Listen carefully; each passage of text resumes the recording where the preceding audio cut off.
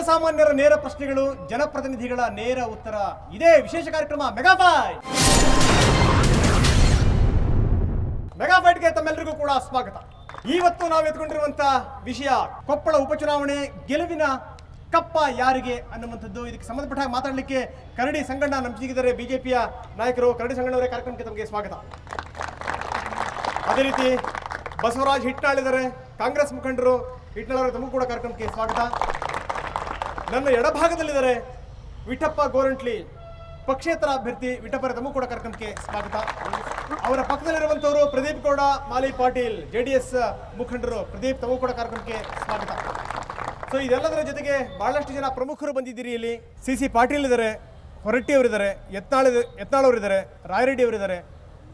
ಜೊತೆಗೆ ಸರ್ಕಾರದಲ್ಲಿ ಸೇವೆ ಸಲ್ಲಿಸಿ ಈ ರಾಜಕೀಯ ರಂಗಕ್ಕೆ ಬಂದಿರುವಂಥ ಹಲವಾರು ಪ್ರಮುಖರನ್ನು ಕೂಡ ನಾವು ಕಾಣ್ತಾ ಇದ್ದೀವಿ. ಇದೆಲ್ಲದರ ಜೊತೆಗೆ ತಾವುಗಳಿದ್ದೀರಿ, ಜನಪ್ರತಿನಿಧಿಗಳಿಗೆ ನೇರವಾದಂಥ ಪ್ರಶ್ನೆ ಕೇಳಲಿಕ್ಕೆ ತಮ್ಮೆಲ್ಲರಿಗೂ ಕೂಡ ನನ್ನ ಸ್ವಾಗತ.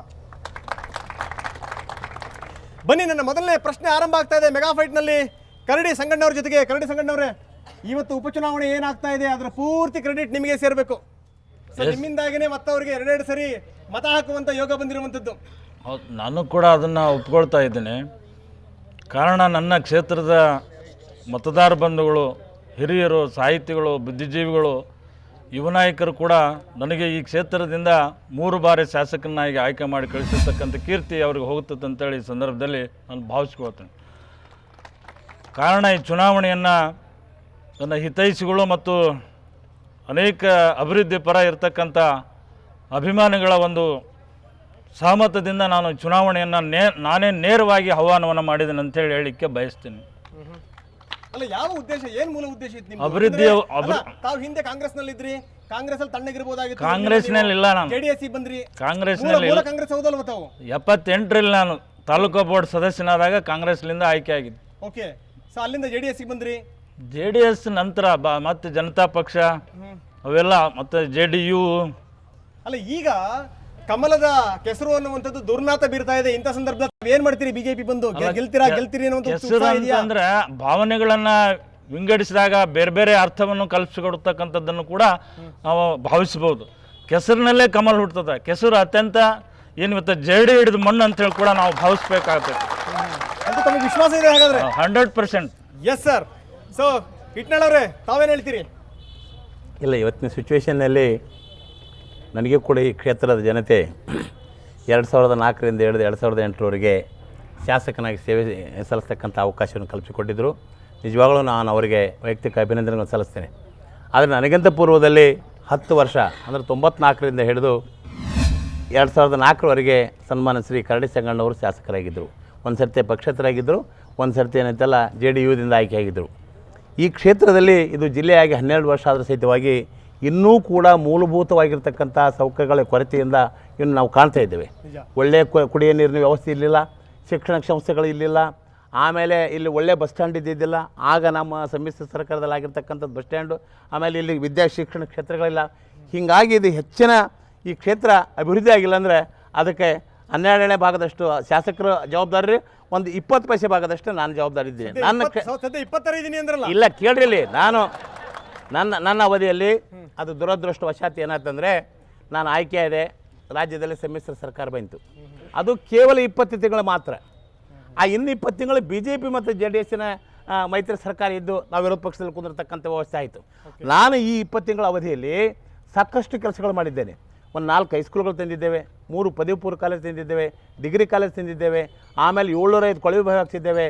ಇಲ್ಲಿ ಏನು ಈ ಜಿಲ್ಲಾ ಕೇಂದ್ರವಾಗಿರ್ತಕ್ಕಂಥ ಕೊಪ್ಪಳದಲ್ಲಿ ಇವತ್ತೇನೈತಲ್ಲ, ಇಲ್ಲಿ ಹಾಸ್ಟೆಲ್ಗಳ ವ್ಯವಸ್ಥೆ ಕೊರತೆ ಇರೋದ್ರಿಂದ ನಾನು ಫಸ್ಟ್ MLA ಆದ ಹೊತ್ನಾಗ 730 ಅರ್ಜಿಗಳು ಬಂದವು. ಕೇವಲ 15 ಹಾಸ್ಟೆಲ್ಗಳಲ್ಲಿ 173 ಸ್ಥಾನಗಳು ಮಾತ್ರ ಖಾಲಿ ಇದ್ದವು.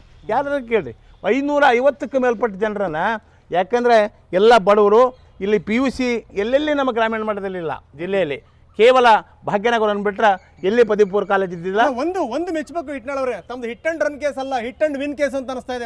Definitely, yes. ಯಾಕಂದ್ರೆ ಒಪ್ಕೊಂಡಿರ್ತಾವೆ, ನಮ್ದು ಕೂಡ ಇಲ್ಲ. ನಾನು ಏನು ಅಭಿವೃದ್ಧಿ ಮಾಡಿದ್ದೀನಿ ಅಂತ ಹೇಳ್ತೀನಿ. ಯಾಕಂದ್ರೆ ಈ ಕ್ಷೇತ್ರ ಅಭಿವೃದ್ಧಿ ಆಗಿಲ್ಲ ಅಂದ್ರೆ ಇಲ್ಲಿ ಚುನಾಯಿತ ಪ್ರತಿನಿಧಿಗಳ ಕಾರಣ.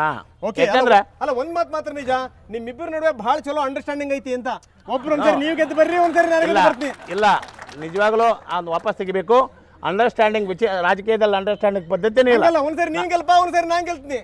ಇಲ್ಲ, ಇವತ್ತಿನ ಪರಿಸ್ಥಿತಿಯಲ್ಲಿ ನಾವು ನಿಜವಾಗಿ ನಾವು ಗೆಲ್ತೇವೆ. ಎಸ್, 100% ಸತ್ಯ. ಎಸ್ ಸರ್, ಮತ್ತಷ್ಟು ನಾನು ನಿಮ್ಮ ಜೊತೆಗೆ ಚರ್ಚೆ ಮಾಡ್ತೀನಿ. ಬನ್ನಿ, ನನ್ನ ಎಡಭಾಗದಲ್ಲಿರುವಂಥವ್ರು ವಿಠಪ್ಪ ಗೋರಂಟ್ಲಿ ಏನು ಹೇಳ್ತಾರೆ ಕೇಳೋಣ. ವಿಠಪ್ಪ ಅವರೇ, ತಾವೇನು ಹೇಳ್ತೀರಿ ಸರ್? ತಾವು ಈ ಚುನಾವಣೆ ಬಂದಿರೋದು ಅದೃಷ್ಟ ಯೋಗ ಅಂತೇಳಿ ಹೇಳಿದ್ರಿ, ಅದನ್ನು ನಾನು ಒಪ್ಪೋದಿಲ್ಲ. ವಿಷಾದದಿಂದ ಹೇಳಬೇಕಾದಂಥ ಸಂಗತಿ ಅಂದರೆ, ಯಾವುದೇ ಕ್ಷೇತ್ರಕ್ಕೆ ಉಪಚುನಾವಣೆ ಬರಬೇಕಾದ್ರೆ ಆ ಕ್ಷೇತ್ರದ ಶಾಸಕ ಸತ್ತಿರಬೇಕು, ಅಥವಾ ಆತನೇ ರಾಜೀನಾಮೆ ಕೊಟ್ಟಿರಬೇಕು, ಆತ ರಾಜೀನಾಮೆ ಕೊಡಲಿಕ್ಕೆ ಕಾರಣಗಳು ಇರಬೇಕು.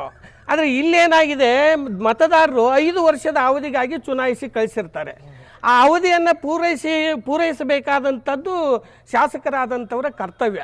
ಆ ಅವಧಿಯನ್ನು ಪೂರೈಸದೇ ಇರೋದು ಮತ್ತು ಈ ಉಪಚುನಾವಣೆ ಬರೋದರಿಂದ 100 ಕೋಟಿ ರೂಪಾಯಿ ಖರ್ಚಾಗುವಂಥದ್ದು, ಇದು ಸಾರ್ವಜನಿಕ ದುಡ್ಡು ಅಲ್ವೇ? ಇದನ್ನು ಹೆಂಗೆ ನಾವು ಅದೃಷ್ಟ ಅನ್ನಬೇಕು, ಹೆಂಗೆ ನಾವು ಯೋಗ ಅನ್ನಬೇಕು? ಆಮೇಲೆ ಈಗ ಆಗತಕ್ಕಂಥ ಖರ್ಚಿನ ಹೊಣೆ ಯಾರ ಮೇಲೆ ಹಾಕ್ತಕ್ಕಂಥದ್ದು? ಇದಕ್ಕೆ ನಾನು ಅದೃಷ್ಟ ಅನ್ನುವಂಥದ್ದು ಒಪ್ಪೋದಿಲ್ಲ. ಆ ಮತದಾರರಿಗೆ ನಾವು ಒಂದು ರೀತಿಯಲ್ಲಿ ವಂಚನೆ ಮಾಡಿದ್ವಿ ಅಂತೇಳಿ ಒಪ್ಕೋಬೇಕಾಗ್ತೈತೆ. Okay sir. ಆಮೇಲೆ ಈ ಕ್ಷೇತ್ರದ ಅಭಿವೃದ್ಧಿ ಬಗ್ಗೆ ಹೇಳಿದರು, ಸ್ವತಃ ಅವರೇ ಒಪ್ಪಿಕೊಂಡಂಥದ್ದಿದೆ. ವಿಚಿತ್ರ ಅಂತೇಳಿದ್ರೆ, ಪಕ್ಕದ ಗದಗ ಜಿಲ್ಲೆ ಆದಂಥ ಅಭಿವೃದ್ಧಿಯನ್ನು ನೋಡಿದರೆ, ಬಾಗಲಕೋಟೆ ಜಿಲ್ಲೆ ಅಭಿವೃದ್ಧಿ ಆಗಿರ್ತಕ್ಕಂಥದ್ದು ನೋಡಿದರೆ, ನಮ್ಮ ಕೊಪ್ಪಳ ಜಿಲ್ಲೆಯ ಮೂಲಭೂತ ಸೌಕರ್ಯ ಇಲ್ಲದೇ ಇರೋದನ್ನು ನೋಡಿದರೆ ನಮಗೆ ನಾವು ನಾಚಿಕೆ ಪಟ್ಕೋಬೇಕು.